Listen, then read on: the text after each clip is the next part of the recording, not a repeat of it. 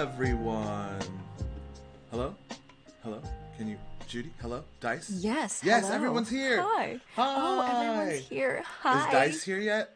I think Dice is still chatting with his. I thought he was. It's now 2:06, and he's still doing Dice things. But hi, everyone. Everyone's eventually going to come here. Gotcha. He's just taking his time. He's Dice late. is just taking his time. He's being the mayor of Dandyland, which I mean he is the Lord of Dandyland. So the Lord of Dandyland. Anyway, before Dice gets here, we'll do a quick pre-welcome. Everyone in chat, everyone on stream, please welcome the wonderful, amazing Judy Alice Lee. Hello. Hi. Yeah. Should I give a quick rundown, or should I wait until Dice gets here? We'll keep waiting until Dice gets here. Now we're we're unexpected pre-show. Like, yeah. I'm gonna show everyone my cute sweater. Hi everyone, look at my Totoro sweater. That's perfect. God, what a movie. Oh, hello. Thank you so much. Oh, thank you so much for the Hi everyone. Dice finally decided to join us. Hi. I thought 2:05? Hey, I was talking about my life. It's okay. I know. You were just giving the people what they needed. You were giving the people what they needed. What they wanted. I'm just giving them what they wanted. The Lord of Dandyland. I renamed you the Lord of Dandyland. We were about to say Dork of... No, the Lord of Dandyland. Shots fired. It's 2:07 and shots have been fired. I mean, Dork of Dandyland. I mean, that works too. I mean, I think we're the dorks of Dandyland, both of us. It's true. Hi guys. I'm wearing a bow tie today. I don't know. You guys are making me look bad. You guys are so fucking adorable. Am I allowed to curse? I'm just. Yes, you can curse as much as you want. Oh, okay, cool. We certainly do. Just don't be racist. Yeah. Oh my gosh, no. I try not to be. Except for those dang Koreans. I know them.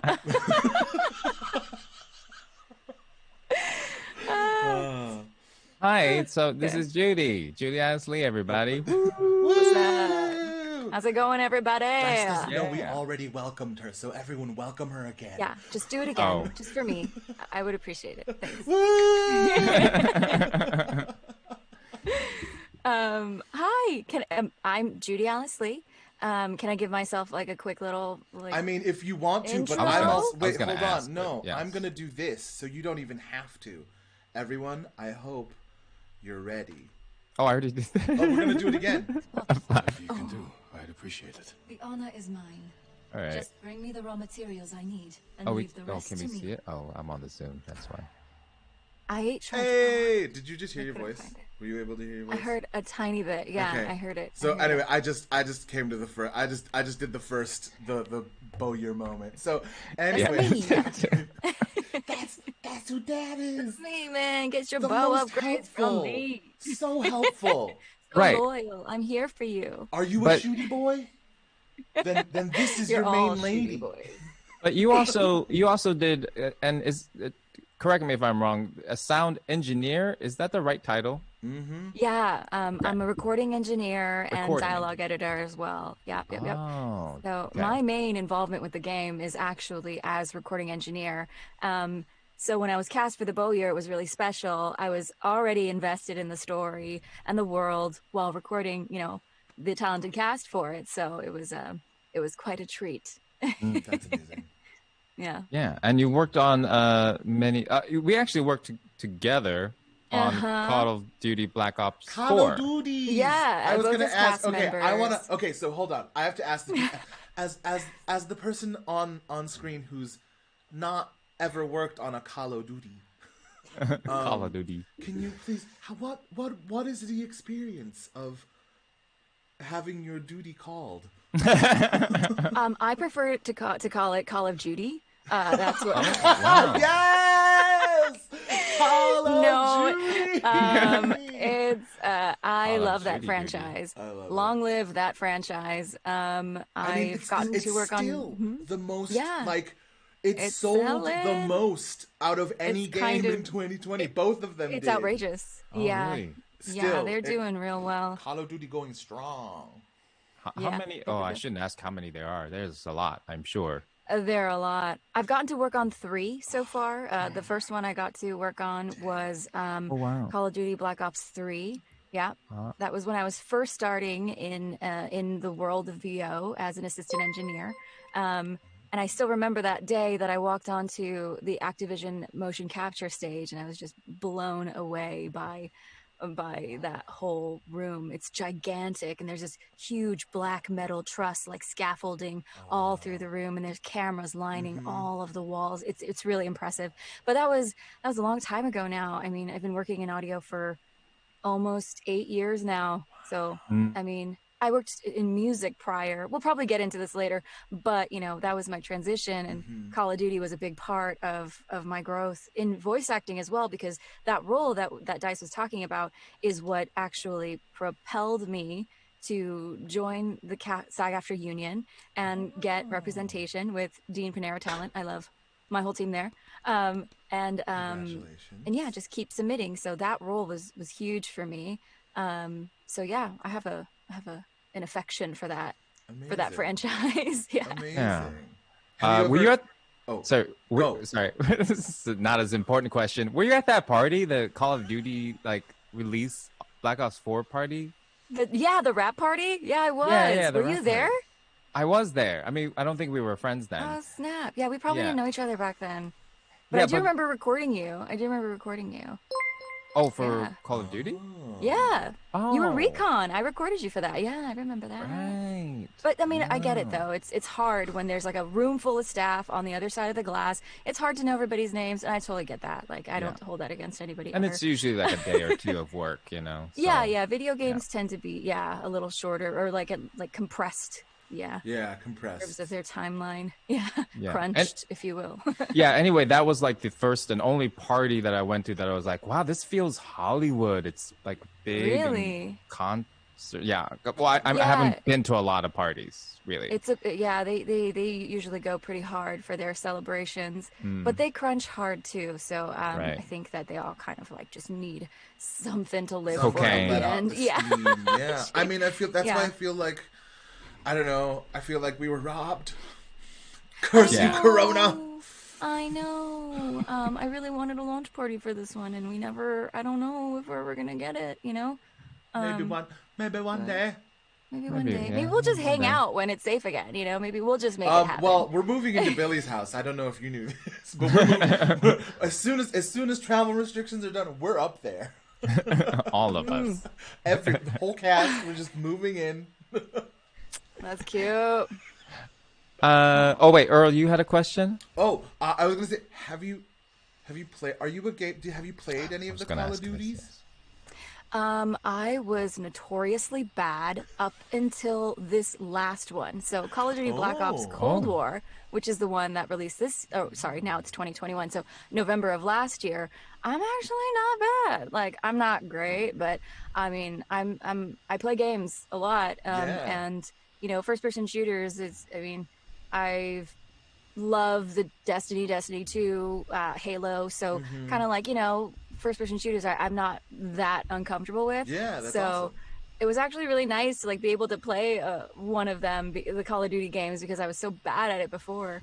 But they changed the structure of like the leveling up and XP and stuff, so you can kind of like level up from zombies and still use that XP in MP. So it's kind of cool that you know, and that's the only reason I'm able to like kind of hang.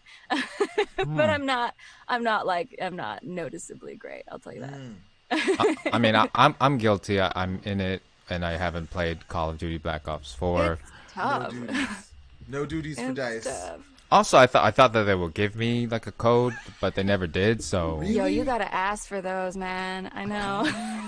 I asked shyly, and I have to ask more. Yeah. Oh yeah, you might want to ask Confidently. Ivy. Ivy's amazing. Yeah. Ivy can do that. Yeah.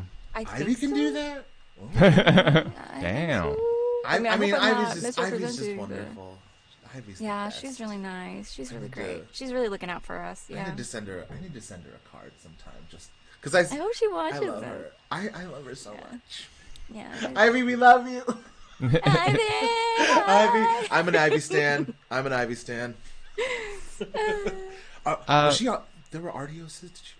I'm sure she got nominated. I don't know. I don't know. So how it for works. For the casting Artios, her? yeah, I know Artios casting stuff came up. So, anyways, Oh, I'm just congratulations. Dice just got nominated. I don't Dice know just if got that nominated, ha- yeah. yeah.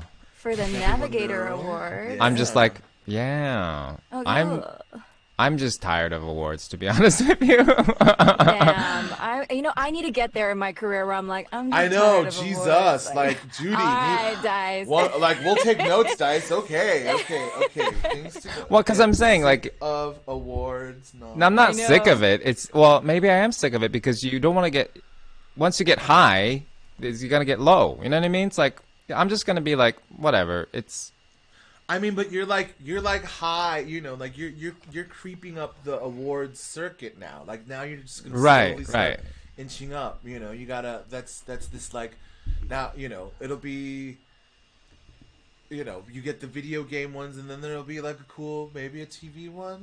Maybe you get up in the Emmys there. Yeah, we'll go get the Emmys, and then conquer those Golden Globes. Whatever. Yeah. Eventually get one of those. Oscar. That's the path, Dice. You're on NBD the and Sure, that's the normal path. Yeah, for everybody. Yeah, that's everybody's path. Totally. Yeah. I don't know. I just won't get excited about it until I need to. I mean, that's a luxury, and Yeah. sometimes it's a little mentally healthier to like, especially in the auditioning process of VO, like, we send out like so much of our spirit and our heart and like what we can bring to the roles, and sometimes it feels like we don't know where it goes. And so like we kind of have to be okay with being cautiously optimistic, but also kind of just folding that aside and not putting expectations on what we do, because that can kind of erode away at you eventually, I think. That's what I was trying to say. Thank you. Yeah, thank you, Judy. For articulating. My pleasure.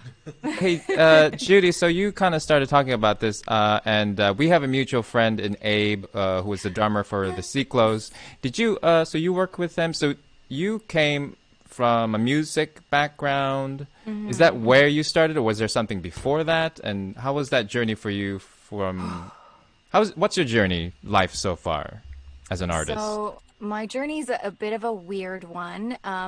I went to UCLA thinking that I was going to be in. Oh, did you too? Are you a Bruin? Hell yeah. That I thought I was going to be like a pre-med. So I graduated pre-med. Really? Yeah, switched over to pre-dental Wow. because I was like, I don't want to be responsible for lives. So maybe I'll be responsible for teeth. And and then I worked at like 3 different dental offices, decided that was not the life for Judy, and went back to UCLA to study music production. And then after I got that done, I worked as a runner at Paramount Recording Studios for about 2-ish years, but I was breaking my body and I realized I wasn't getting anywhere. So I kind of closed that chapter of my life and found VO and video games and have not looked back since. I've worked my way up, in that chain from assistant engineer to engineer and house engineer, and then now I'm a freelance engineer. But yeah, it's been a really roundabout process. And then in the midst of all that, voice acting kind of came into the foray, kind of as a surprise to me myself, because I thought I had, made peace with leaving behind music and singing and playing instruments and performing, which had been a part of my life, like my whole life.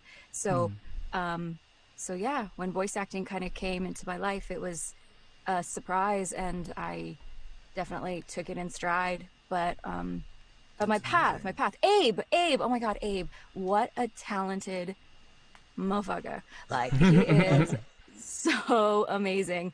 I was in a band with him, actually. Right. Yeah. What's the band's? Yes. Yeah, was it called? We were called the Whisper Rooms. Kind of like a nod to, a whisper room of VO. But that we never like really got to a completion stage. We rehearsed a bunch. We had some really great tracks, but one of my band members kind of fell off, and it kind of like never really consummated in a way where we have like things that we could, show for it, which is really sad for me because that was a talented group of people, Abe included. And you worked with Abe on a theater production, right? Yeah. Right. Yes, the Cambodian rock band. Yes. Yeah. Never came to LA, unfortunately, so I never got to see It was in the OC. No. Yeah, Right? it was at South Coast Was Rep. it? Yeah. South Coast Rep. That's where I got to see it. Right. And I think they're doing a tour, but like a theater tour, but who knows with the pandemic. But I'm not a part of it as far as I know. So whatever. No, okay. Yeah. So you said you played music. So music was a part of your life from the very beginning of your life. Like you were. Yeah. I came out of the womb playing violin. Okay, I was gonna say, are you a good Korean kid? Like, are you like a tiny violin? Yeah, I know, like a little. I got a cello. My brother got the violin. See, he got a cello. Yeah. See, it's kind of in us. I played violin in middle school, but I've been playing guitar for a lot longer. Guitar is probably my main instrument, acoustic guitar.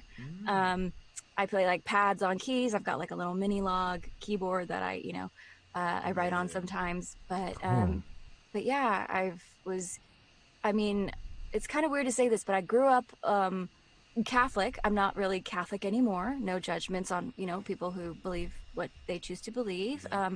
But I grew up Catholic, and I was part of that community, and music was a huge part of that community. So I've been performing in front of people for a long time. Yes, holiday masses, girl. Yo, that's a big throng of people. I mean, so I don't take that for granted, Yeah. And do you, because you're so many things, do you right now, if I ask you, if I ask you, what are you? Like, do you have a preference of, I'm a this first, this second, this third, or does it matter? Multi-instrumentalist. No, I mean like not just music, but not just music, but actor and sound, sound engineer or recording engineer. I guess the order of priority in my life would probably be voice actor, engineer, and musician. But the musician part of it is kind of actually something I wanted to talk about today. Is I'm working on a very, very special passion project right now that I'm completely funding on my own. You know what I mean? Right. But it's a track that was produced by Chucky. Do you know Chucky? Do you guys know Chucky? He's the doll. He's a pretty well-established producer in the Asian American community and beyond. He's amazing. And Abe probably knows him, And he produced this track, and I want to tease it today later when we have a chance, but I'm working on a music video for it. So music is coming back in, but I don't think it was ever that much of like a financial stream or financially feasible path. So it's kind of like a bonus to what I can do now that I have, a career in VO and engineering. So yeah, I guess that's kind of a long-winded way. Folding it in. Yeah, folding it in kind of with the people that I met, on motion capture stages, Paul Sun, like Trent and Brooks, like they're all incredibly talented people that I've met working in VO. So it's cool. That's incredible. Yeah. Yeah. And it's interesting how, when I asked you, what are you, you listed those, but it seems to me like the passion of who you really are is music.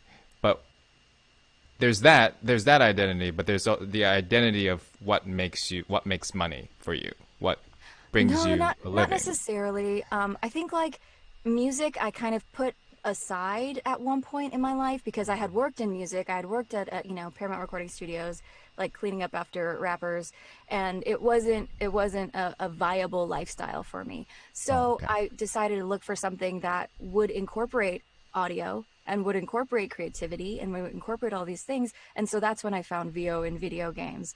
But at that point, I kind of thought the creative side of me would be, for my own purposes only, for my own ears, and it would stay that way. But when I found VO as when I discovered that I wanted to do VO was when I was engineering voice acting classes. So, so it kind of came as a surprise to me, but I didn't realize that I was repressing all of those creative urges when I put, you know, music aside, and that VO was a place where they could thrive. And so it like kind of like shuttled all that energy over to something that was a little bit more tangible, you know? So yeah. So I think VO has become very central in my life. Like the growth I've had in these last couple of years has been like, I don't take it for granted. I'm, you know, working pretty regularly, and I'm I feel so fortunate that VO as an industry is still working during this pandemic, because not all entertainment industries are able to do that right now, which is really scary. Yeah, definitely. So yeah, that's kind of where I am. VO is central. VO is kind of the thing that in which I get to be so many different versions of me, which music is tough because it's either your brand or it's somebody else's brand. You know what I mean? It's tough to be a kid in music unless you're voicing a kid in VO and you get to do a song in their voice. So it like VO opened up so much for me that I didn't even realize was there. That's incredible. Okay, I have to ask. This is just this completely random, possibly derailing. You worked on the shark game. Did you man eater? Yeah, oh my god, that game was so fun. Okay. Yes. Now, do you know? How did they get the shark noises? Did you make the shark noises? I don't know. No, you know what? I only did VO in that game. I didn't do any of the the audio part of that game except for voice acting. And I voice acted. Okay.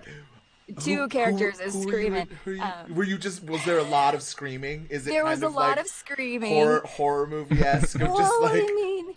The game, did you play the game? I played it on stream. Yo, I found it meditative. Like, I was into it. And I really liked it. But yeah, there's a lot of like jumping on shore and terrorizing humans. And I played two humans, one kind of like a Ripley, kind of tough, no nonsense. She's out here for the first vacation of her life. And then I played like a ditzier kind of like, oh my god, like we're here on vacation, like and then I die. Oh my god. Yes. Yeah. Okay. Yeah, also, I will have to listen out for. You may hear some of me screaming. Yeah. For those choice chomps, if you will. Yeah. Those are great voices.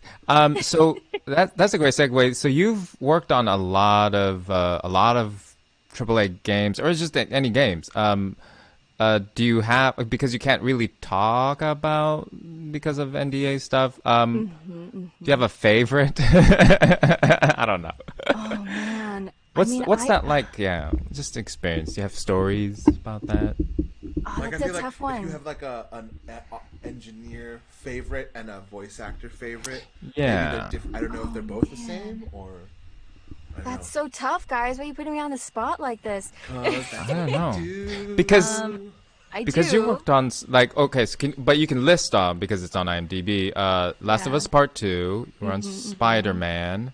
Miles Morales or Miles Morales as VO. Yeah. Yeah. Right. So as VO, which what others have you worked on?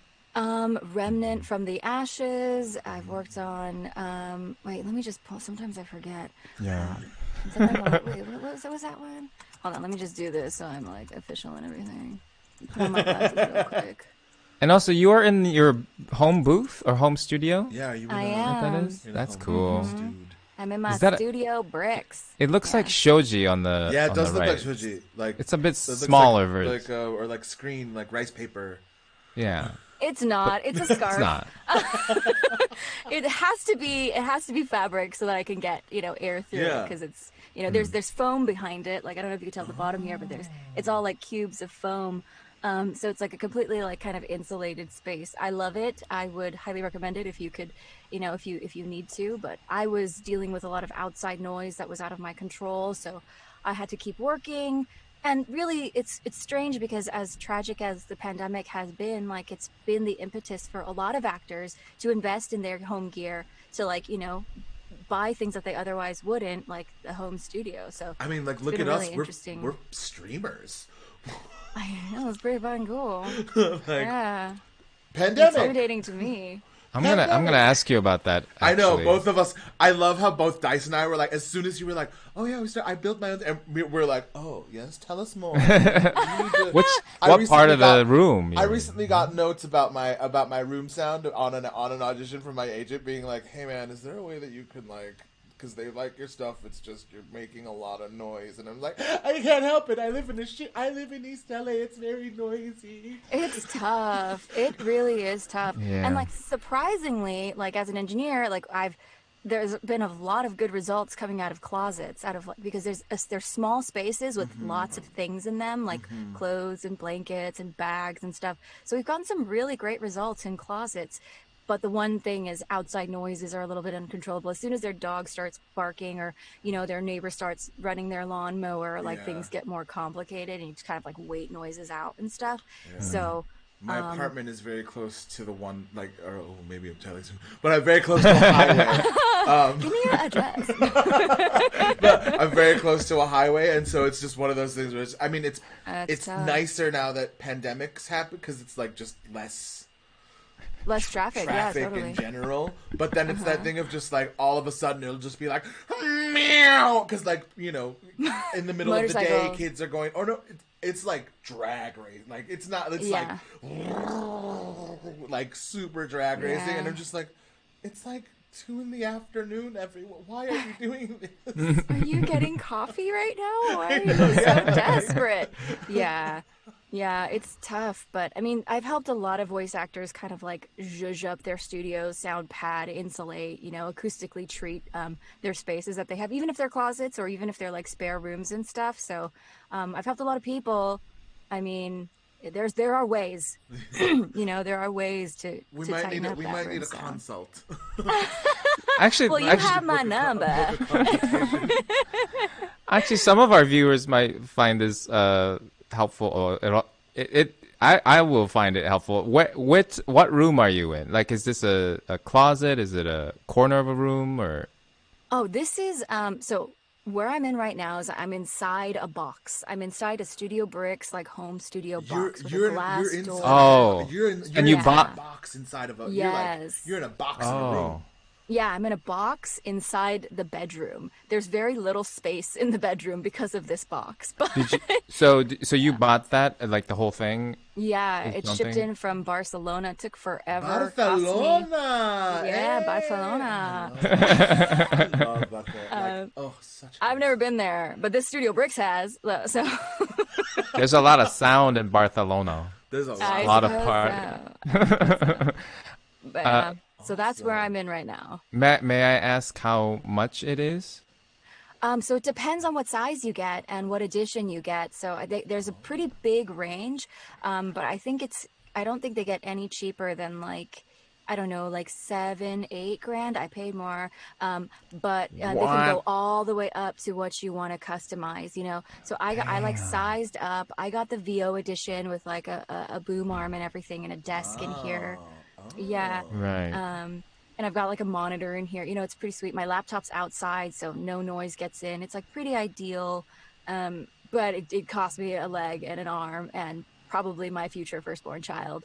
But other people, other people really, own property. In this society, babies. Yeah, come on. No offense to all of you that do have babies. The wonderful, the beautiful. Yes, good job on all of you. You're very brave. You guys are propelling humanity forward. We are owning shoeboxes. And if yeah. Too true. You propel humanity. We'll buy fancy shoeboxes. Yeah, we'll laugh into microphones in shoeboxes. Yeah. Also, if you want to trade in, it's not too late. Oh wow. Does it get hot in there?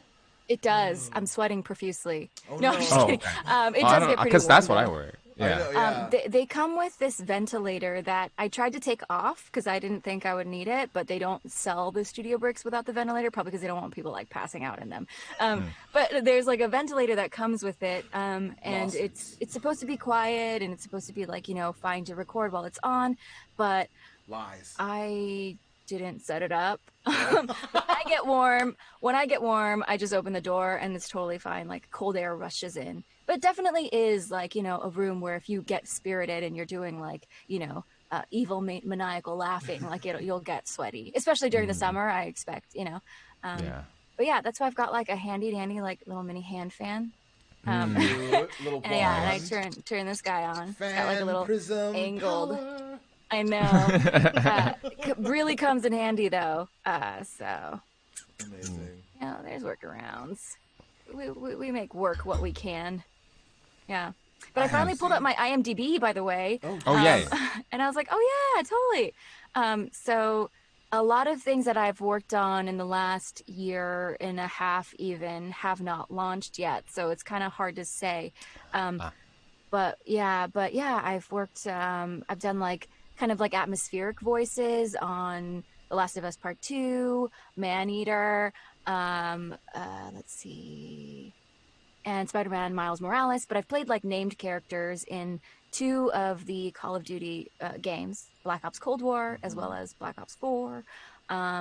I am part of the Star Wars universe as Senator Deja Nabet.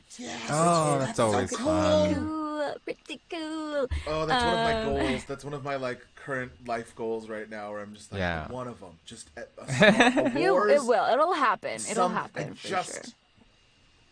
One of them. We're both jealous. I mean, long live that game too, man. I love that game so much.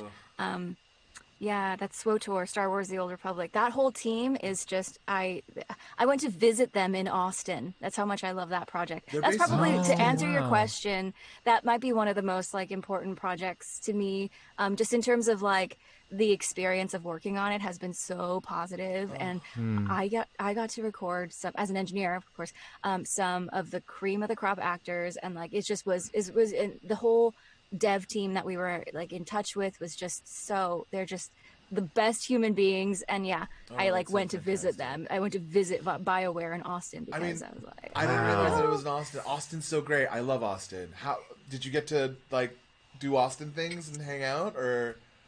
Barely, because my sister lives in Dallas. So I was, it was kind of tangential, but it was kind of a long drive. It was surprisingly long to get from Dallas to Austin.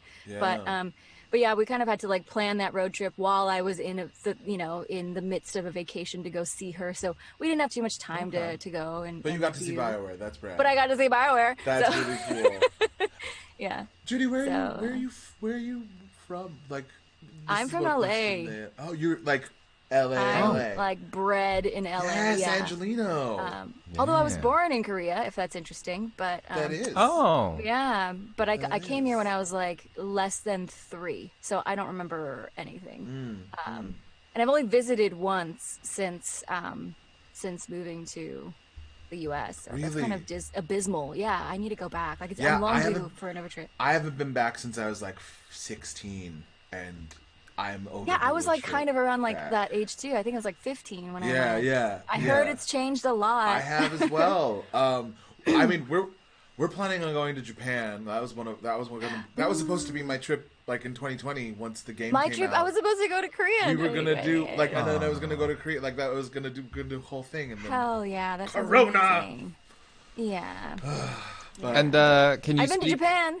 Oh, you have? Sorry, Where? I just exclaimed that. I'm a man. By the way, okay, we all have. Thanks. I know, right? Chill out, Judy.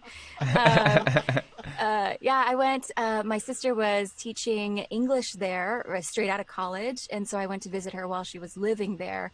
I don't remember all the places. She took us so many places. I don't remember everywhere that we went, but I do remember the hot springs, and I was just so enamored by like the atmosphere of being there because it's really different. It's definitely, like it's transporting, if you will. But then again, that too was a long time ago. You know, a lot has changed in places.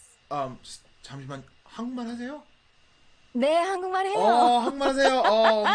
너무나 반갑습니다. 한국말 Earl 씨도 하니까. 한국말 하는구나. 네, 조금요. 이렇게 같이 할 사람이 없어갖고 Dice 어떤 sits 때는 back. 진짜 좀 Keep talking. 딸리거든요. Now 네. Dice knows what it feels like. I get my revenge. He goes under the table. Just keep talking. 아니요, 근데 한국말은 아주 잘하니까 또 한국말로 감사합니다. 또 위로하나요? 이렇게 너무 제가 캐릭터를 한국어 쓴 캐릭터 딱 한 명 있어요. 딱 한 명. 진짜로요? 예. Call of Duty Black Ops Cold War Operator Song. She's of course, Korean. that makes sense. So, She's like from the RKO. So I actually got to like speak some Korean words in VO and it was amazing. And her accent is Korean and that was super fun. It was like channeling my mom. wow, So that was super fun. That's amazing. Yeah. Oh, Yeah, that was a treat. That was a real treat because I got to That's say really like some really badass stuff, like 확보, you know, like yes. things that you don't say in like No, normal you don't say, conversation. Yeah. What's this? 타격 준비 완료. You know, Oh stuff yes, like that. yes. Yeah. That's like straight up. Oh my gosh, now we're Yeah, that's okay. like from like a SWAT movie. Yeah, you know? yeah. I was gonna it's be like, not is this normal. shitty? Is this shitty? Are we fighting North Koreans? No, don't talk about that. That's really scary. I don't want to talk about that. Yeah, that's not okay. Yeah, Okay. that's a whole nother thing, man. know. But yeah, Korean in VO. Korean VO, yeah, Korean more high. Yeah. Represent. Yeah. Actually, that's one thing I want to talk about Ghost, if we have a chance. But I didn't mean to interrupt you, Dice. What were you saying? No, I was gonna segue to because you mentioned accents. What you feel about Asian accents, using them, or Oh man, I'm pretty passionate about this subject. I feel like a lot of like accent work gets a bad rap in the Asian American community of actors because like it's very easy for it to become a caricature, and I think that's what people are wary of. But it's also possible to do these accents in a way that represents bilingualism, which I think that's what an accent is. It's a hallmark of bilingualism, and it's easy to kind of be above it all when you speak one language and it's English and somebody is speaking English wrong to you. And so, it's very easy to be like, no, that's not right. But but like growing up bilingual and having to, Code get switch. rid of an accent, like pretty much hyper correct in order to like have people in the assimilated country I'm in, like take me seriously. Like I understand that exists out there, but I would love if, Asian accents could become more pervasive in media because they don't have to be caricatures. Yeah. They don't have to be that way. There are As you real know, people. Earl. Yeah, I Yeah. mean that's the thing where I talk about like, and we've talked about this on I think on interviews and just in stream before, where like there are real people who talk like this, and it's nothing to be ashamed of, and it's nothing wrong. Like I don't, I feel like that it is that thing where it is proof that there is an amalgam of culture, of ideas, of worlds that are actively colliding and learning each other. I don't know. I think that there's something beautiful about accents, especially like sort of, again, like I don't know, we can get into like colonizer and colonizee and like all that stuff, but like there's sort of this melding of an ownership that comes in it that I feel like for a long time, and I think that this is, I think this is a pervasive effect of white supremacy. Like at the core of it is that we've been taught to be ashamed of this accent. Yeah, of how exactly. this, Kind of what I we've sort of been there's this programming almost that it's something to be, and I know that I felt, like I know that I felt it. Like I know that I've done that thing of like being like a embarrassed teenager around my like parents and being like, no mom, it's pronounced like this, like but it's that thing where I think we in sort of our unlearning of that comes from an embracing of how beautiful these sounds are that come from this active I don't know, like it's like a chemistry. I don't know, like it's that's a really good way to put it. I mean, I've been making customer service calls since I was like 8 because my mom, people would treat her differently when she tries to talk to people Oh my on God, the phone. yeah. Like I get that. Like And unfortunately, I don't know if that's, going to change anytime soon.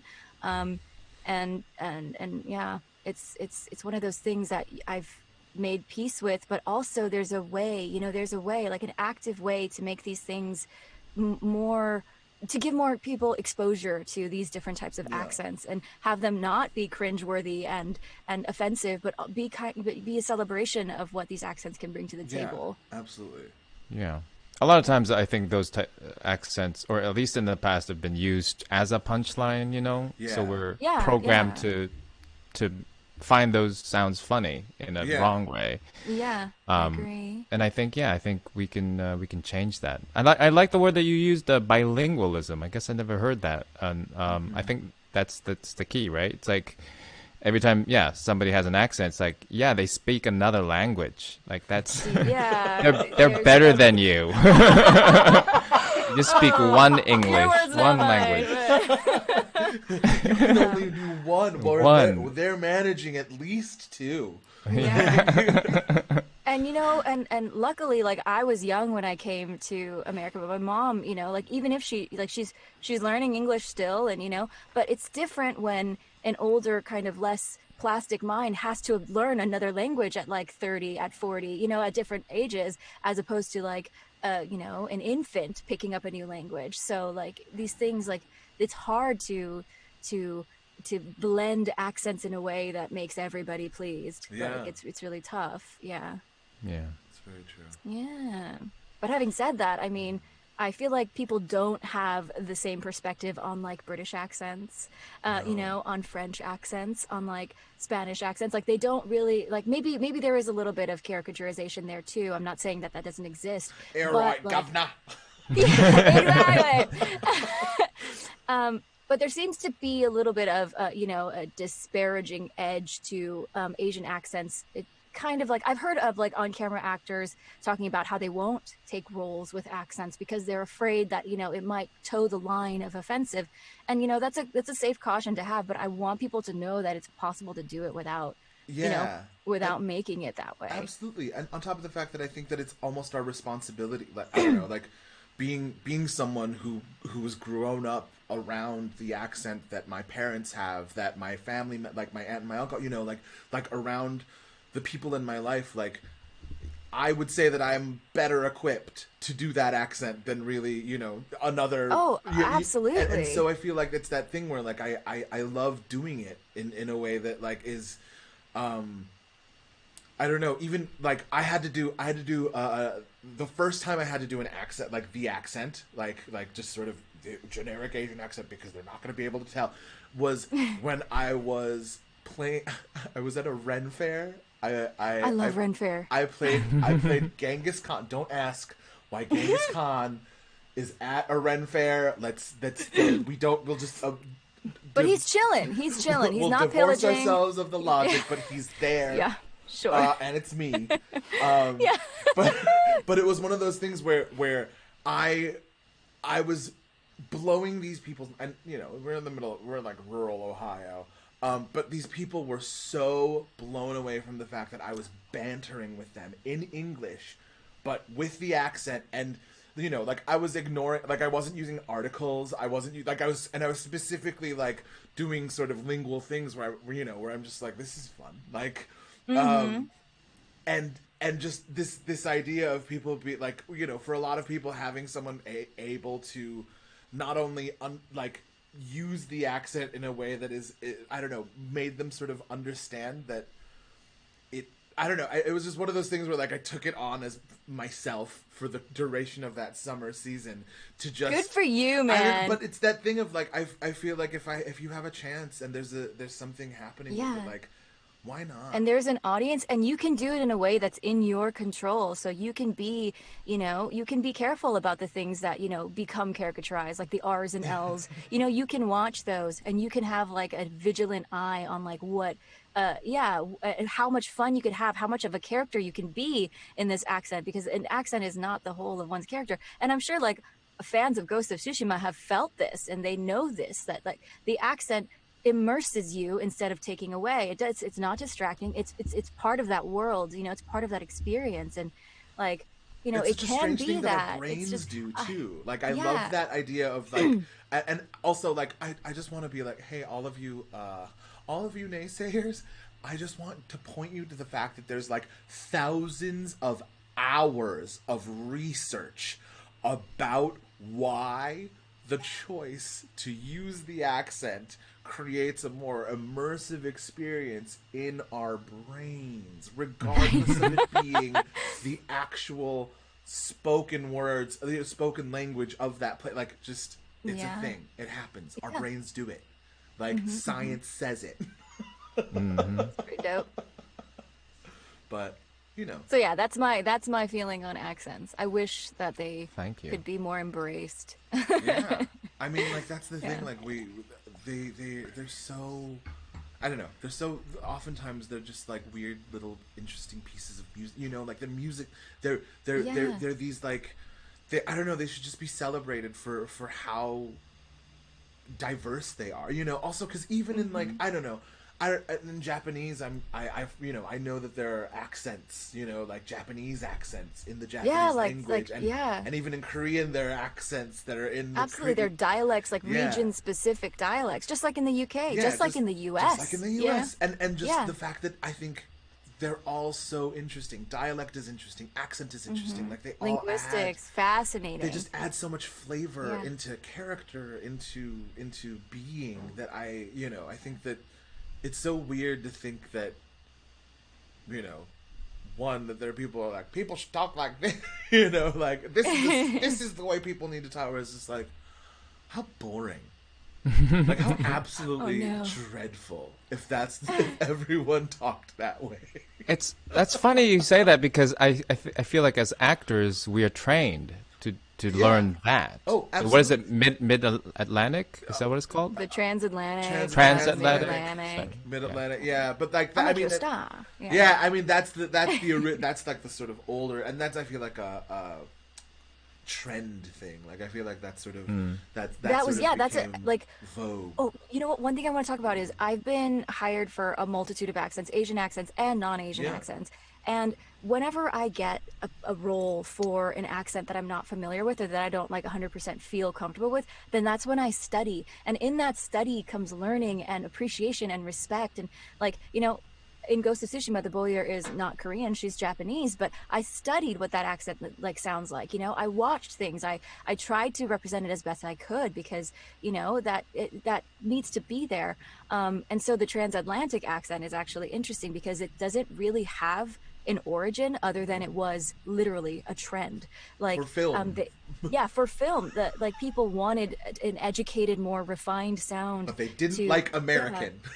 They wanted, exactly. They wanted a British flavor, but not this, you know, the same. I love that. I only know that because I did a transatlantic accent and I researched it, and you know, like, so it's like it's a way to kind of open up our horizons too. Like, so, question for you: you get an audition. It says do an Asian accent. Which accent do you use? And you get an audition East Asian accent. What accent do you use? Oh, that's interesting. I want to hear your answers to it too. But generally I'll do usually like one pass. They usually ask for like one pass with and one pass without accent, just to see what your, you know, acting chops are in both lanes. And so sometimes they're specific about what region. Mandarin Chinese, you know, that's the accent. Hong Kong British, that's the accent. Or they're just like, you know, this person is from Asia and we want to leave it open and find the right actor, and then, you know, that we can trace the heritage back from there. You know, sometimes they're more open about it. So I mean, generally I have a few that I will specify if it's specified in the sides, but if not, if it's up to me, then I'll kind of do like what it's tough to describe. It's like a fantastical Asian accent where like everything is completely comprehensible, you know, like every like syllable is you know, you can make out what they're saying, because a true Asian accent sometimes you can't, you know, there's a little bit of confusion as to what word is being said, you know, that's the nature of accents. So, you know, it's kind of like a fusion of like bringing those syllables, those vowels, those consonants in, but like, you know, putting it in a like gift wrapping it in a way where like nobody has to be like, wait, what did she say? You know, like, so there's like that Asian accent. And I think Indian accents work in that way too, because when people do Indian accents, apparently there's no one Indian accent, you know? Yeah. So For it's sure. kind of similar. I mean, there's so many different languages and dialects within India that exactly. Yeah. So in that same way, like when people like are listening for Indian accents, they know what they think that an Indian accent is, but that's not necessarily what a genuine Indian accent is. But for games and entertainment and media, like being able to say something, articulate it in a way that it's, legible, like that's key. That's key. Like, so I think that there is like, a middle ground there somewhere that I usually shoot for if they don't specify. Yeah. And then if I get into, a callback or get into session, I'm like, okay, so in the artwork of this character, in their backstory, are they from a specific place, or is that still open for debate? Yep. Like, do you want me to try a Korean accent? Do you want me to try, Yeah. like I'll do it all. Like, let me know what you guys are feeling, Yeah. And that way we can be like a little flexible. That's so great. I just love What the about idea you guys? of the well, I think it's it's like a polished Asian. I don't know. It's like a that's a good way to put it. I feel like it's that like or like a theatrical. It's not theatrical per se, but it's like it's that thing of like my purpose for saying these words are to make sure that every single bit is understood by the person who natively speaks the language that I am not natively speaking. It's like it shows the command of language, but with an accent. Mm-hmm. And I think that's part of the feel too, is that this person is not like, trying hard to communicate, but they're communicating efficiently, but with an accent. Yeah. So that's kind of, a polished sense to it is a good way to put it. Yeah. Yeah, I feel like you're a better person than I, because whenever I see an audition, it's like, do an Asian accent. I kind of like, it takes me aback. Tough. And it's like, if you don't care, then I don't care. It's like, but I should, it's like, it's good to see it as a freedom and own it and just be like, But the thing is, I'm not as good as accents. Besides Japanese, I'm just not comfortable with it, because I don't do the studying that you do, which I should. Maybe I'm just hungrier than you. You don't see me nominated for any awards. So, it's like I'm gonna get nominated. Guys, sick of all those awards. This is awards. Like, deal with them anymore. I have a couple questions, if I may. So you've been in. So you talked about being in Austin and working with great actors, and you've also been in the same room listening to Troy Baker, The Last of Us 2 people. Yeah, Laura. Laura Bailey and all. Yeah. What have you What have you learned from them? One, and without naming names, obviously. Is there anything you learned? You pick up, are there any pet peeves that actors or sessions, like things that happen in sessions that it's like, I feel like, that could be better, or, I hope this actor doesn't do this all the time, or, stuff like that. Give us the tea. Spill the tea, darling. Yes, darling. Without names, like the... Or names. I don't care. Or names.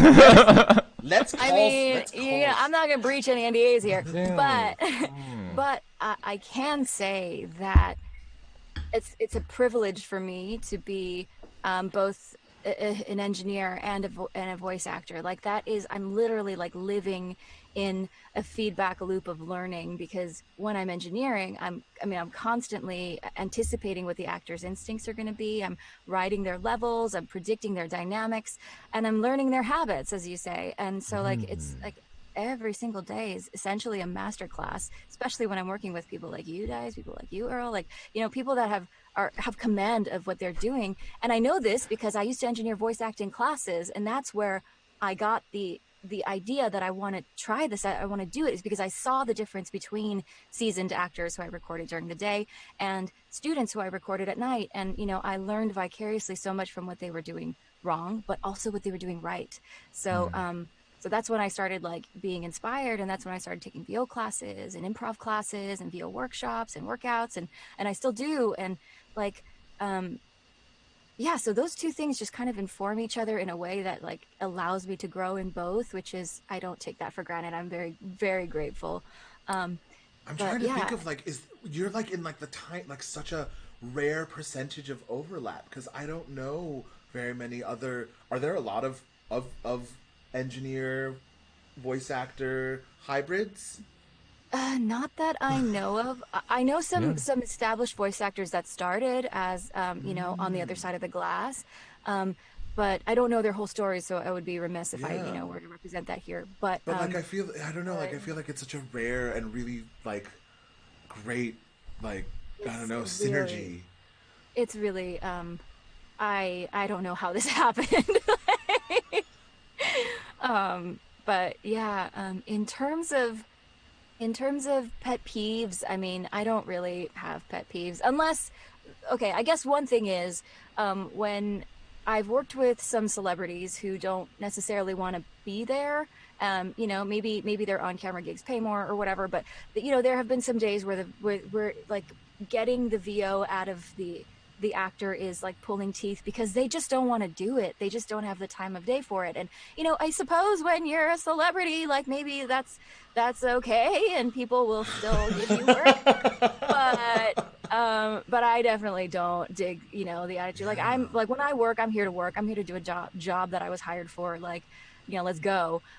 But to each their own. Some people have like a little bit more swagger in their persona, and but definitely when there's an overarching tone of like this is beneath me, which I've seen unfortunately in yeah, I've seen that, and I Wow. yeah, so I guess that is my pet peeve, just like having the attitude of not wanting to be there, which is such a shame because VO is so dope. It's so True. freeing and so fun. Yeah. Um, yeah, and yeah, I just yeah. Wow. Awesome. Is Thank that you for that. No, that's Thank great. interesting? you. Yeah, Like, that's absolutely fascinating. Like, I mean, I was hoping it'd be like, yeah, whenever an actor, like, whenever they have to, whenever you have to stop and readjust their headset, because I'm oh, really guilty of that. It's mainly just because I'm super guilty of it. Mainly because it just it I have a hurts. big head, and I have a weirdly shaped head, it's so I feel. oddly shaped, and sometimes the thing does it, and then I I get really emotional, and then I No, just I start. don't think you should be worried about that. No, I man. At apologize. I'm least just for me, I can't speak for apologizing anyone else. through you to all of the audio engineers that I've ever frustrated. At least for me personally, like when I'm on the mocap stage and I'm adjusting gear on the actors inside, the volume, which is what the space is called for those of you who don't know. It's actually the time I get to like be human and like make jokes or like Yeah, it's the one-on-one time that I I can do remember to be that. like that's true. trying to make people feel comfortable while I'm peeling Velcro off of them. So like I enjoy that part of it. I enjoy the human part of this whole thing. But Oh, Good. yeah. Now I feel now I feel less bad. I miss Yeah, the don't feel bad. Velcro. I mean, I'm also just like I'm so sweaty. Please, I'm sorry. That's my main apology. Oh, don't feel bad about that. Like as like I okay, maybe it's story time. There was one actor on one project which I will not specify, but he basically threw a tantrum about what he was told before session and what he was told during session about his facial hair because they were capturing facial footage from him and he had to shave, but for a different role. I guess he was starting to grow it out or something. I don't know what it was. I don't know the details, but he literally threw a fit and like yeah, he went around oh God, I hope I don't regret talking about this, but yeah, he was very angry. He was extremely angry. I don't. Okay, maybe I'll tell you what he did. I don't know. Is this gonna get me in trouble? I don't know. Yeah, well, He you don't have to name names, I guess. Then it's fine. right. It's just a story from one of the days. I've worked on so many different mocap Yeah, stages. Nobody exactly. knows what I'm talking about, Who right? would it be? Um, I don't know. but he flicked off the entire room and went around in a circle and he said something to the effect of, you guys want to see what it's like to work with an asshole? I'll show you what it's like to work with an asshole. He said that. So sweating, no big deal. You know what? don't even worry about it. Oh my god, I think my soul just left my body. Like, yeah, it was really uncomfortable for everyone there. We were all like, Wait, okay, what happened after that? going? Yeah. I think somebody talked him off the is ledge. this person I don't still really Okay. working? know. And this person's still working, right? Like, Yep, this person is still working, doing great. I mean, I imagine. I haven't really looked into it, but yeah. I'm just in my mind. I imagine because I'm Yikes. imagining the booth, the VO booth. I'm imagining like a caged monkey like a cage. Oh no. who's really angry, and after he said that, he pooped in his hands and threw it at the glass. Essentially, yeah. And then the people on the other side of the glass paid him. Yeah. Oh, Yeah. We love the poop. know. We love the poop. I know. do it again. Yes. Oh my goodness. Oh wow. Yeah. Yeah. Okay. I mean, when I Well, saw the finished product, though, I had to say, like, he did great. Like, his performances were great. Like, and that's kind of the reality of it. Like, these people, like, I mean, I don't, like, some people are amazing actors and terrible people outside of that, you know? It's true. If the Me Too movement has taught us anything. For So sure. yeah, it's out there, you know? Sometimes Yeah. people just full of garbage. Sometimes They people put just, out great work, but on the inside made of garbage. it's like that. I mean, that's a good question too. Like, how do you separate the art from the artist? isn't And are you that allowed to do that? cool? I feel like that's is that actually okay? like I feel like that's actually a huge question of like contemporary art.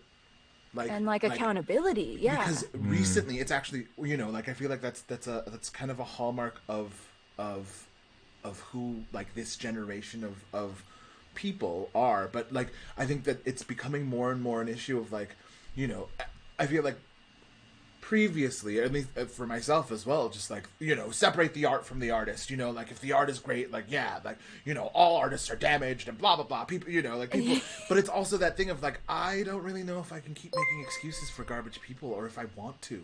Yeah. Yeah. And you know, And- if we keep we keep wanting to line their pockets, you know, like and that's how the- much exactly. involvement? And because I think it's also that thing where I'm encountering so many artists who are incredible and also equally just generous and beautiful of nice. spirit, you know, just that Can we talk about that for a second? that it's a thing of like, why don't we just keep celebrating these people? Yeah. And because there are those people, and yeah, there's some people that you know make great work and you know are literally made of garbage, and yeah, I'm sure they will get celebration and you know all that stuff and recognition, but I don't need to send it. I don't need to build that person up in any way, shape, or form. Why Yeah. don't I'm going to direct my energy to the people that I know are truly just genuine humans, you know. Yeah. Yeah. 100%. Oh, go ahead, Dice. Yeah, I was gonna talk about this on my own stream, but recently, Ray Fisher, a friend of mine from Yes. OSF, he's fighting He is the fighting Warner the Brothers. fight right now. He's fighting the fight, and his thing was accountability over entertainment or something like that. But yeah, because of what happened with the reshoots with the Justice League, because Joss And Whedon Joss is, being a nightmare. I mean, I've talked about this. I know about this. Like, yeah, and but so the recently it's on his Instagram is that because he said he's not going to work with Walter Hamada, who's the president, and he's doing all of the DC movies because Walter, I guess, tried to protect one of the producers who was enabling Joss Whedon. and essentially was silencing Ray, right? Like just sort of like don't worry about Yeah. it. he had It's brought it fine. up. Yeah, It's from my fine. understanding, it had been brought up multiple times, and every time, Mr. Hamada was just like, As a boss, I get. I mean, it's wrong, but I get that it's like, don't cause a ruckus. Yeah. don't fire everybody. Maybe fire these two people and keep my friend, who I like. But Ray essentially was not on the Flash. I guess the cast was announced and he's not on it. And he's like, if my days as a cyborg is done, then that's Thank you very much. Thank you very much. And And that's great. I'm more than I mean, happy to do that. I That's think very brave. Like brave. I thought about it. It's so and terrifying. Like Yeah, agreed. And I hope that like there's a lot more opportunities because of what he's doing right now. I'm sure there will be. I mean, you know, like I hope so. I mean, I now's know the time that to with speak out. Yeah. similar, like not exactly, but like, you know, with John Boyega when he was worried about, you know, coming out and speaking for Black Lives Matter and talking about his experience with the Star Warses, you know, and sort of how, not in the same way, but like, you know, just another sort of sidelining and continued marginalization, you know, and tokenism, you know, that I think he had to deal with is garbage. And so, you know, the bravery of actually being able to identify when abuse is happening in that way, and to be able to, you know, because it's literally that thing where we are finding out about it now because there have been months and months and months of like investigations and all of this stuff, you know, that like poor, you know, like poor Ray was having to deal with, I'm sure, you know, like really personally and really close, you know, like not being able to talk about it with people and all this, you know, just because of investigations. And obviously he's been really sort of now sort of, I think, supported by his fans and the public, that you know, it's I can only imagine the bravery, the true freaking bravery that it requires to be able to go, hold on, no. Yeah, and like, especially legally, where like, you know, if anything ever happens and you talk to a lawyer, they're like, don't talk about it. Only talk about it to me. You know, don't publicize anything. You know, like that's the safe legal route to take. But to go outside of that and be like, listen, I have a public obligation to address this so that it doesn't happen in the future, like that's tough. And these kinds of things are tough to talk about, and these kinds of things are, you know, really uncomfortable for people to kind of admit sometimes when they like the work of somebody who they find out later is like separating the art from the artist. Like it's a realization that happens that maybe things can be different. And I kind of want to take a moment to talk about how the VO community in particular is so lovely and giving and generous, and people are, you know, it's so different from what I hear the on-camera world is like, and you know, the commercial camera world is like it's apparently it's very different. But I love the fact that like there is a community of actors that cares about each other's success, that cheers people on, even if they were competing for the same role at one point, you know, like and like being an Asian American actor in VO, I feel like there inevitably are going to be times where I'm up against, you know, some other person that's very similar to me and my abilities, but you know, we have to duke it out for the one Asian role, you know. Like, and that's just kind of gonna be how it is. And I wish that there wasn't so much of like, you know, like when it comes to tokenism, like I wish there was more so that we could do more and bring different, you know, like aspects of what we can be as Asian Americans and what we can be as Asians.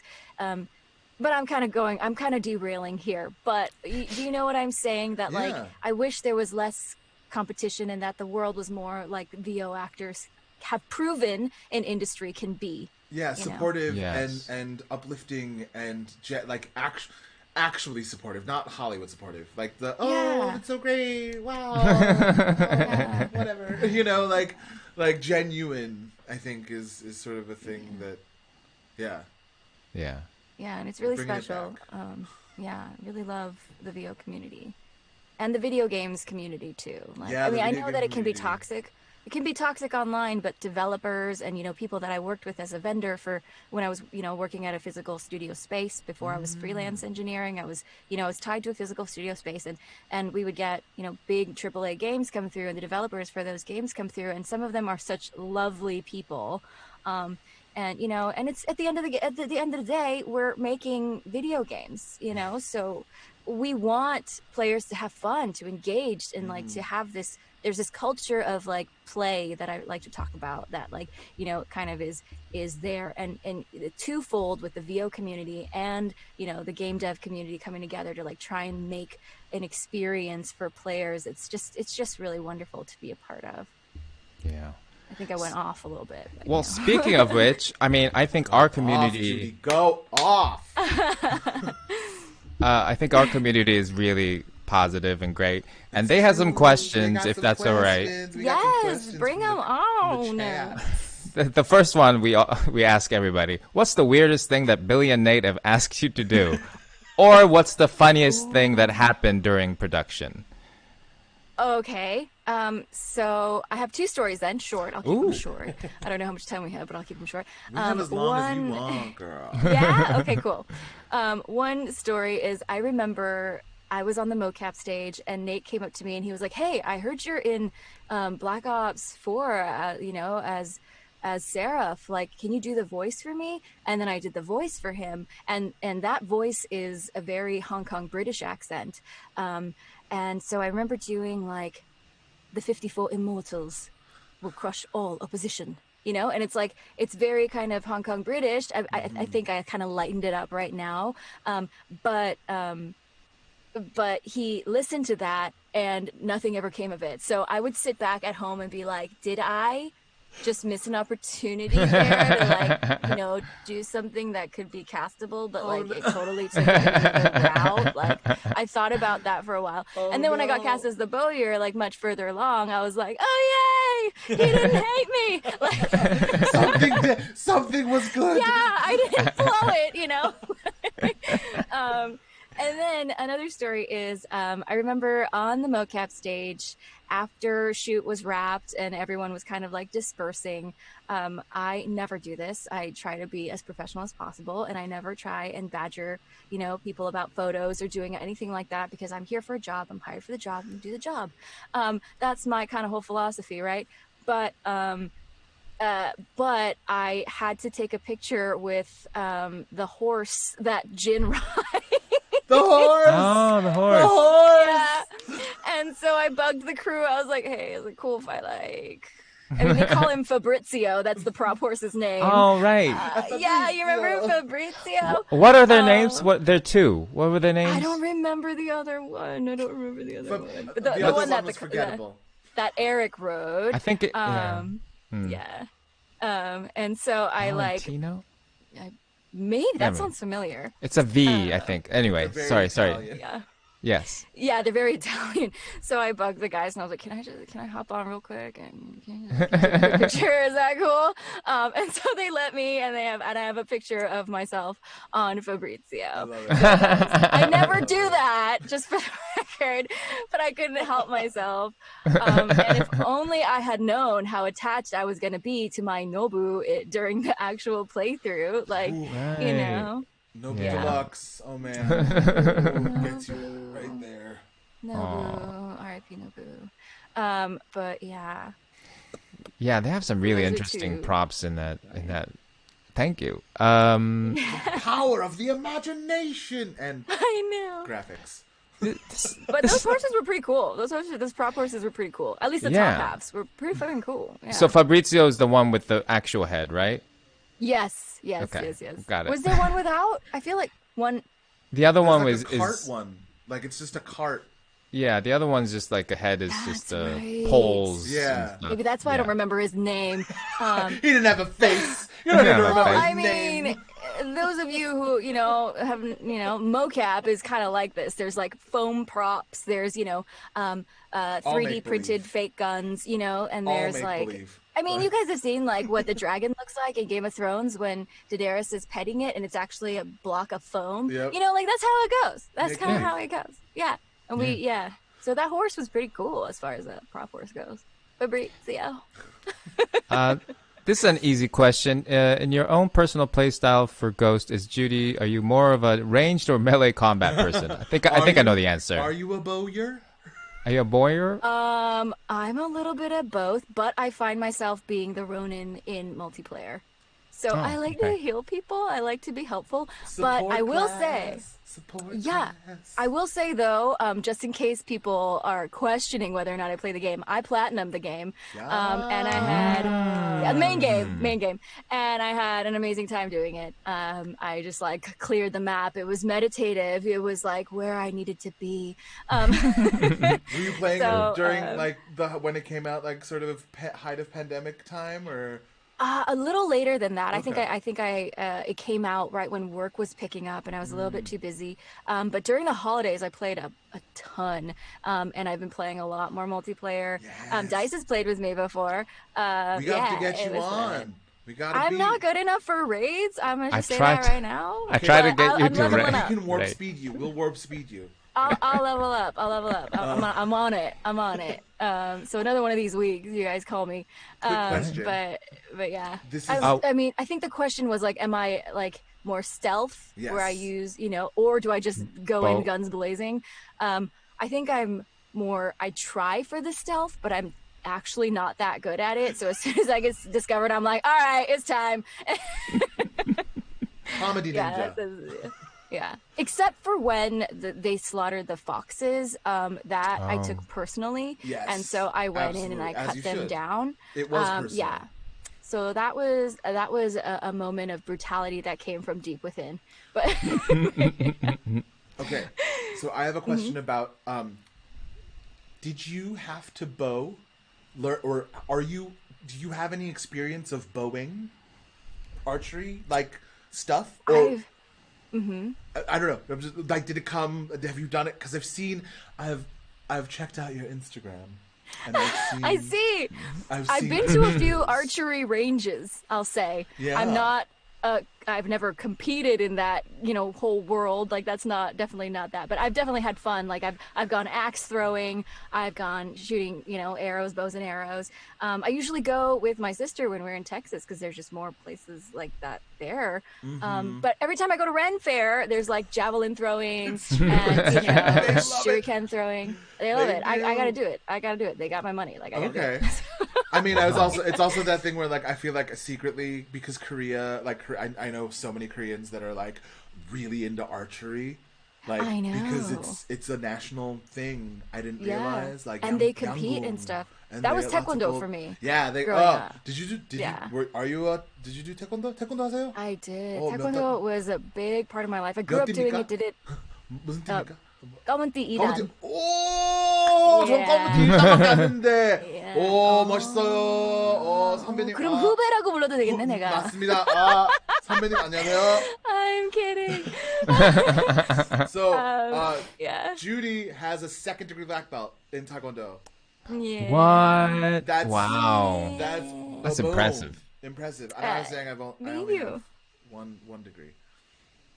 Stop. He's a black belt. I have no degree. You do kendo though. I remember you telling me, and like, didn't you? Like there were photos and stuff. I feel like I saw. I did Iaido YouTube done. Yeah. YouTube done. I don't know. Is that a thing? No. YouTube done. Yeah. I get it though. There's definitely like elements of like celebrating, like we kind of start early in those kinds of lanes. Archery, I feel like it's one of those things that you have to start for sure. early in order to compete in. But there's like a circuit, same with taekwondo, there's like a competition circuit. I actually wanted to talk about this a little bit, taekwondo, if you guys don't mind. I know that we have more questions, but actually it kind of has to do with like the whole thing, just like the whole thing. Like one thing that colored my experience playing Ghost was knowing that Japan had and probably still has a complicated history with Korea, which is my heritage, right? So so that was a little bit like I'm still unsure how people feel about it nowadays. I know how my parents feel about it, but that's not necessarily how I feel about it.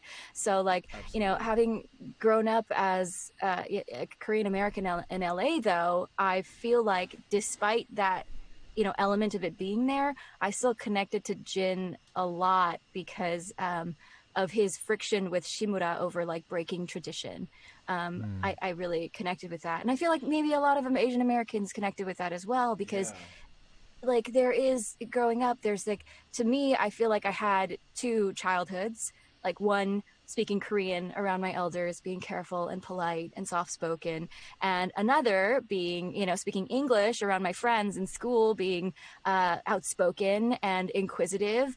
And so like, I feel like I had those two kind of experiences, and interestingly enough, I think Taekwondo was the middle ground for me because I was surrounded by both languages there, all kids of, all different ages, all having fun, all like exerting ourselves as hard as we can, trying to, be good at the thing, while we're in this institution of like respect and discipline and meditation and all that other stuff. So like there was like a way that I could thrive in, kind of bring those two childhoods together. Like those two childhoods came together in Taekwondo for me.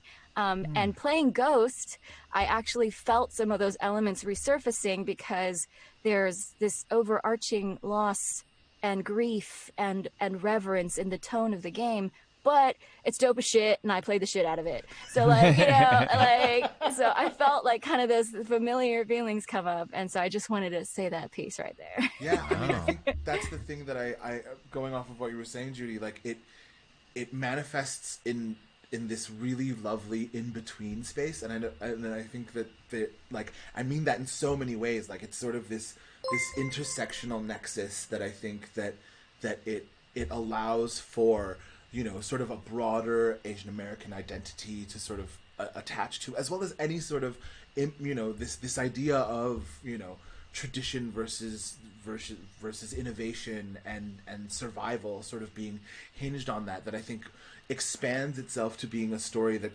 so many people can identify with, regardless of even being Asian, Right, yeah, exactly. But I think that there's, like I've been sort of interestingly getting my parents we'll get random things, like, or we'll find like random articles like in Korean about like Ghost and things, or like that have come out about play, and because they're now sort of like, oh, you're in a video game that people play, okay, that's a thing, all right, like they're sort of still, I think, wrapping their brain around it, but okay, and then like occasionally they'll get messages from their friends whose children are playing a game, or they see like, oh, isn't that our friend's kid? Isn't that Earl? Yeah, isn't that Earl? Do you know that? Yeah. But then it's that thing where they're like, oh, he's playing a Japanese man, like, oh, yeah. Oh, it's very Japanese, like, Yeah. oh, and it's just like, oh, well, that's But what it's actors a platform. Yeah, that's what actors do, and that's what we have to do, and that's what we want to do. I mean, like, I think I have a kind of like a on the fringes view of it, because I don't, as much as I was so happy and it was like a bucket list item to do VO for a Korean character, like I don't want to section off Korean characters and only play those characters, you know what I mean? I Yeah. want to be able to do the French accents. I want to be able to do transatlantic, and I want people to hire me for that kind of stuff, because that's, and all different age ranges. Like I want to be flexible in that way. So, but I think it's hard to see that from like the generational perspective of our parents, I think it becomes a really interesting, like, and I, again, like, it's that thing of like, I understand that there's a lot of generational trauma. Yes. Like, yes. and that it's been, kind of bestowed onto us, but it's also at the same time, like, I feel a lot of sort of, and I think this is just me in general, and when you talk about sort of having these two worlds of like your very Korean self, or like, and like your very sort of American, or not, I guess not Korean self, like I feel that in a lot of ways, just because I think both my halves were also very different, and like, cause like I was just an angry, I got into a lot of trouble, and I went to punk shows and got into fights, and like yes, and then it was like I go to church and go to my, like hang out with my Korean, and go to Korean school, and then like, do all, like do taekwondo, and like do all, and then but it was sort of this thing where like, I feel like it in certain places there were these moments where those worlds got to sort of overlap and not hate each other so too much. Yeah. I mean, like my parents didn't allow me to speak English in the house, and I think you were saying something similar earlier today as well. Yeah, absolutely. I mean, and I think that's a thing that I think I'll always be really grateful for, in that, like, at least in the long term. in the long term, just in the like, long term, definitely. Like, I do have this lingual connection to Korean, and I'm also learning Japanese because my parents speak Japanese, my grandparents speak Japanese, like. My sister minored in Japanese. That's why she was living in Japan. Like she speaks it fluently. Yeah, she speaks a lot of languages fluently. And it's also that thing of like, I don't know, I and maybe this is like a globalist, like, oh wow, but like I think that there is a thing in that, like, our cultures are so sort of closely intertwined in a way that, like, through history, through, you know, just being proximally close to each other. Like, there's been a lot. There's a lot of loaded history that I'm constantly. I feel like I'm lucky that I'm able to sort of see and step back from. In a way as that, Asian Americans. Yeah, as Asian Americans, in a way to, like, not take on a lot of that generational trauma. And I know that it's, like, it's a privilege, obviously, to not agreed. be able, you know, to be able to step away from it. But I think that it also is that way of being able to, like, I don't know, humanize just sort of everyone's experience and like, be able to look at it in a way that, I guess, you know, doesn't open up a wound for me. And I feel like really... Very well put. Very well put. Yeah, and it is a position of privilege, you know, to be living in a culture where individualism is, you know, cultivated here. So, like, we can have our own, you know, we can disagree with our parents, and it's fine, you know. Whereas I you know, it may not be as blatant if I had grown up in Korea with my parents. Yeah, it would be. I feel like it would definitely be. Yeah, it would be. Yeah. But do we have more questions? I don't know. I mean, I was gonna ask. I don't know if there's an easy answer to this. What do you consider to be good sound design, particularly in your field of audio engineering, if that makes sense? Or maybe, like, if there are examples of games or things that you're like, oh, that's this. I like this, or I don't know. Because I do wonder, like, speaking of awards and stuff, like, I do wonder when there's, even with theater stuff too, it's like, what makes a good sound design, loud design, lighting design, and all that stuff? Some people are like, yes, they know.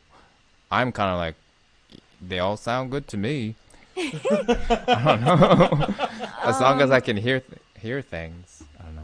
I mean, I could definitely tell you my opinion, but I want to open with the fact that, like, sound design as a department is a little separate from dialogue and VO as a department. So I'm actually not a sound designer. I'm a recording engineer and dialogue editor and sometimes tech producer for VO and dialogue. But, you know, I very, very rarely am touching, like, atmospheric stuff, soundscapes and stuff like that. Having said that, I think I do kind of listen with a critical ear whenever I play games, watch things. And it's hard for me not to hear, like, overcompressed audio, you know, and, like, P-pops in an animated show that shouldn't have P-pops, you know what I'm saying? Like, stuff like that. Filmmakers go through a very similar process, I hear, where once they know, you know, camera angles and stuff like that, it kind of, like, changes the choices that they see on screen, and you know, you get a little bit more of, like, a critical eye.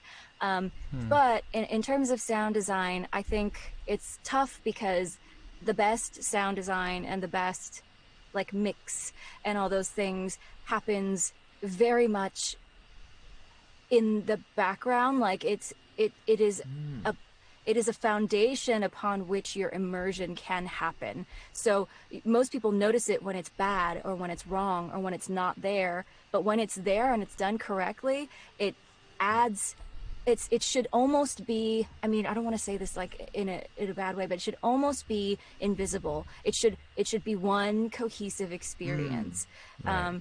And so, I mean, dialogue, you know, scripts, lines, those kinds of things are different because they, you know, and music can compel emotions and stuff, but all that is riding on the experience that's happening, that you're, you know, a part of, instead of, you know, sometimes drawing too much attention because there's a loud squeal and that kind of hurt, you know, like that kind of stuff can take you, like, out of a moment. The best of it is when you don't, it's not noticed. It's become, it just is. Yeah, like, it just is part of the experience. Because when you notice it is when it's like, oh. Yeah, and sometimes it's cool, though, when you notice it. Like, if a character, like, jumps into the water and the soundscape changes, like, you know, it's cool. And I noticed that. But I think when the average player does, it feels right to them. And that's as far as it goes. You know, it feels right. Because if it felt wrong, they would know. Yeah. So I don't know if that's helpful. No, that is. I think that's a great way of thinking about it. Yeah. But we are out of questions, and it's been an hour and a half. For an hour and a half, I'm so sorry. We're like, it'll be an hour. I don't know. No, I had a a blast. And can we listen to your song? Yeah. Oh my god, I would love to. Yes. Yeah. Yes. Drop that track. Drop that beat.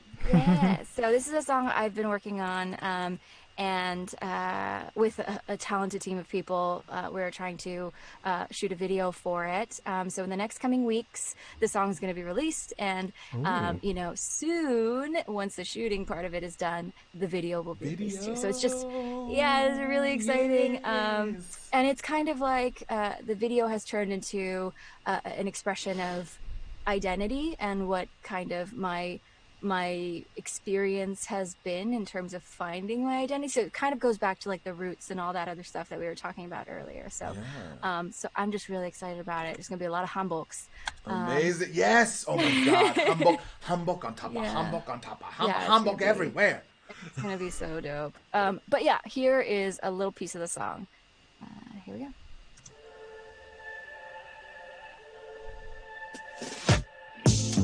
Stay away, no end in sight. 1, 2, and step. Before I know what's good for me, my head is in the clouds. I realize I held my breath, my feet miss a step.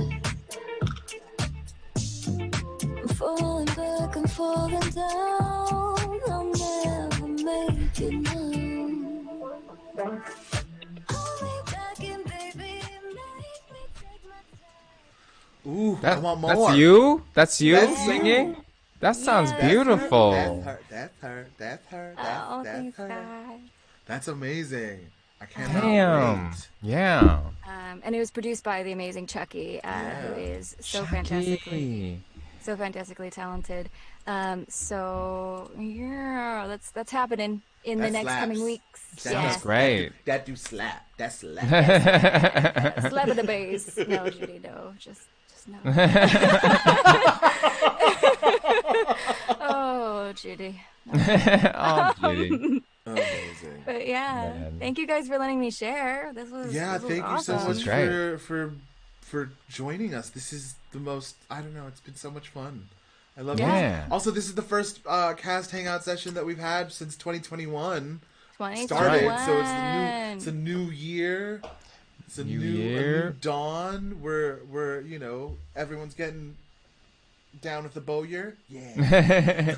Yeah, man, come see me for upgrades. Yeah. Upgrades. Yeah. Oh my gosh. Now I come see me for upgrades is like, I feel like that's just gotta, that's just like, I love that time. Can you as a goodbye, can you say that in the Bowyer voice? Come see me for upgrades. Oh my gosh, now I want. That makes me I happy. could, like, make that into a. I feel like that's.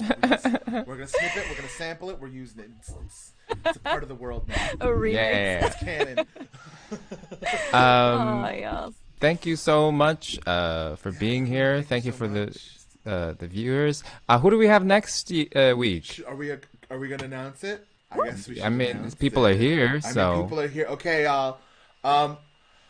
We've had a lot of requests, but next week we are going to have the inimitable, exquisite, extraordinary Francois, who plays Sensei Ishikawa. So Francois, ciao, everyone. We are going to be having Sensei Ishikawa on stream. who's the master of the bow? So We're you know. going from the Bowyer to the Bowyer. Bowmaster. Yeah. We have a whole. There's a plan. We have a map. We created this whole arc for you all. I hope you're excited because Francois is gonna be here, and Francois played Shredder. Just I don't know. He's amazing. I'm so Judy. Like Whoa. yeah. He's Damn. a delight. Also, I've been watching The Expanse a lot too. So again, he's in The Expanse. So I just love it. Anyways, Francois is gonna be here. Tune in Dope. next week. He's gonna be All here right. next week. Yeah. Thank you so much for Judy for being here. Let's give her another round of applause. My pleasure, guys.